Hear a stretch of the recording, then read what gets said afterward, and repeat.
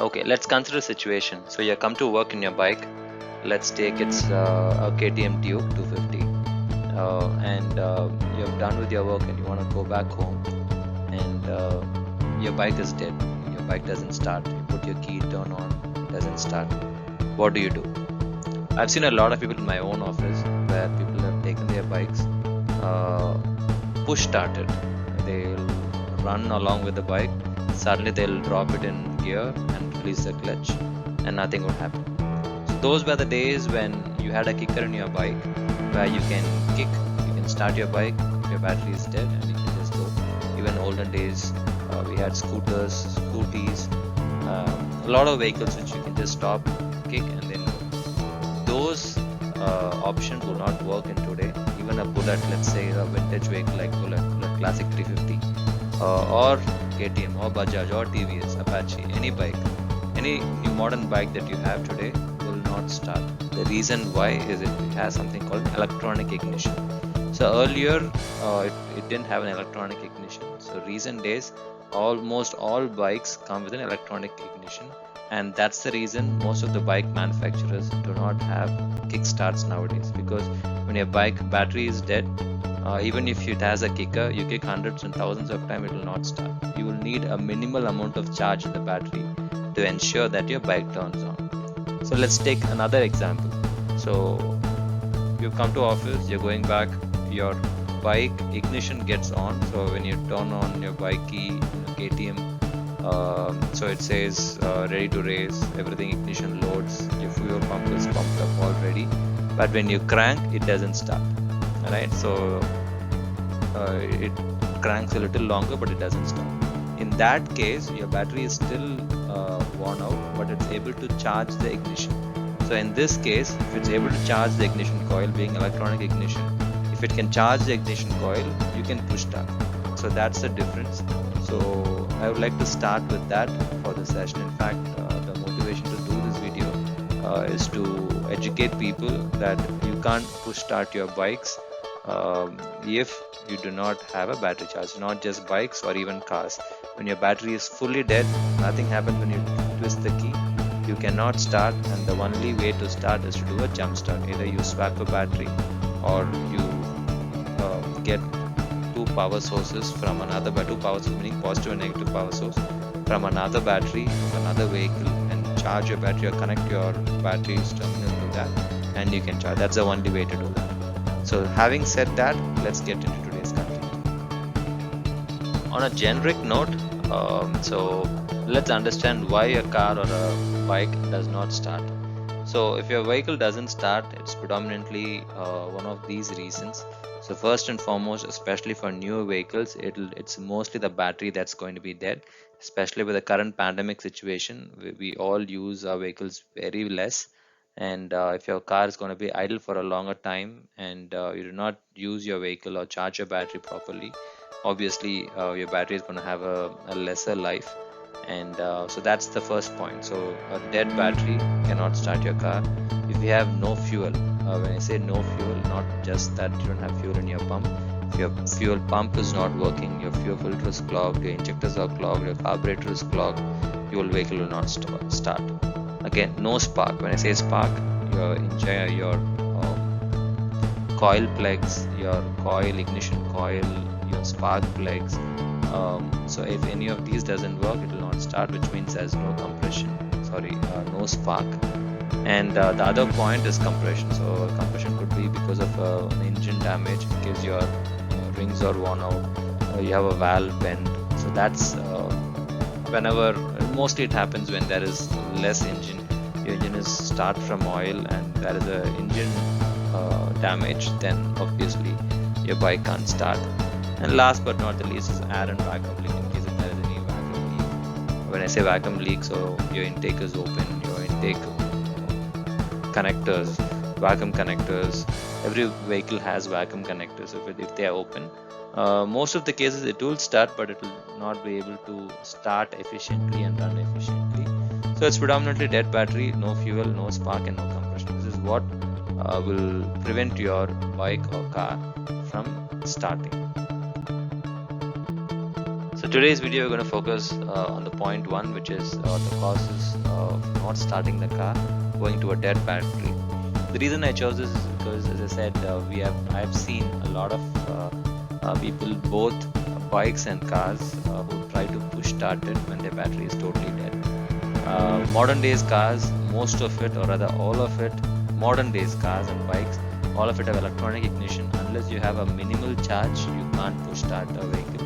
Those days, ambassadors, Fiats, lorries, Maruti 800s, most of the cars you could push start because they did not have a electronic ignition. Today, it's not possible, and that's the reason I want to educate our viewers. So, what are the signs of a dead battery? So, first, everything dies when you turn the key on. So, it will be like a normal car, normal day. You just put your car key in. The car unlocks, everything works, radio works, light works. But when you turn the car to start, everything gets off, right? So which means your battery is not able to take the load, which means that your battery is dead. In this case, it's pretty easy. You just push the car, it will start. So that's one sign of a dead battery. Second, the car or a bike starter motor cranks slowly. Instead of half a second crank or a 1 second crank to start the car, you'll start cranking it for 3-4 seconds. Or even more, but your car doesn't start. So that's another point where you could know that your battery is dead. And the last point is it happens in a very rare case. I've driven cars and bikes for about 20 years, and I've just faced once with this issue. It happens rarely. I've heard of people complaining. It's called an heart attack of the battery, where it'll be working perfectly fine. Suddenly one fine day you try to turn the key on, and your bike or car would die. This had recently happened to me, and that's the reason I'm putting up this video, where I was just driving my wife's Vespa. It's pretty new. It's about 3 years old. I was just driving. It was working perfectly fine. I was just driving to a place. I had to carry bring back some parcel home. So I was driving, and it's quite far away from my place. And all of a sudden, I took the delivery of the package, kept it in my Vespa, and tried to start the bike. Nothing would come on. No light, nothing, as if the bike is dead. I thought about it. That's the first time, because I've never experienced. My usual experience was the battery voltage would come low and the car would not start. So it was the first option that I've predominantly faced. This is the first time I faced with this kind of a situation where the battery just died.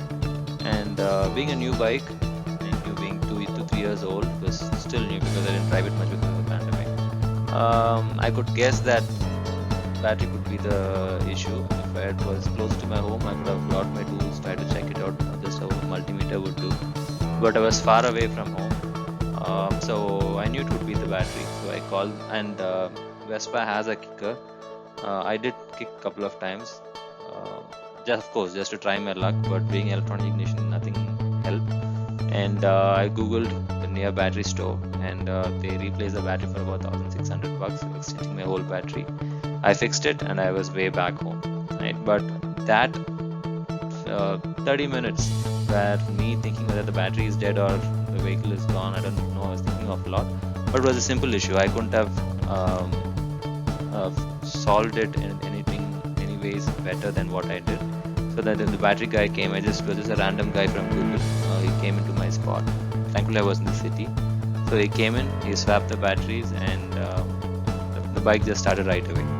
So just wanted to share one of these experiences as well in this. Okay, so let's get started with what to do. As I said, so if it's going to be a dead battery, so otherwise if it's a battery which is not dead but it's unable to start, you can always push start the battery.